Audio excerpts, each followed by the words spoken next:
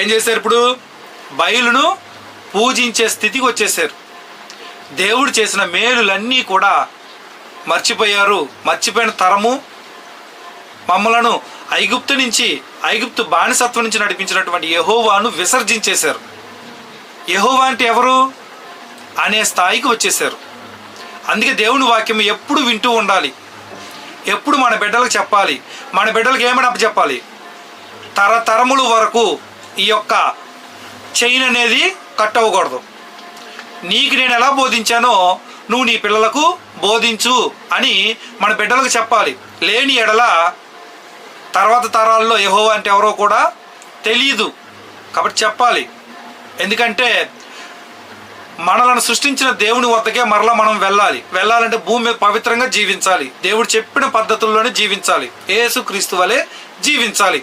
దేవుని పట్ల కృతజ్ఞతాభావంతో జీవించాలి.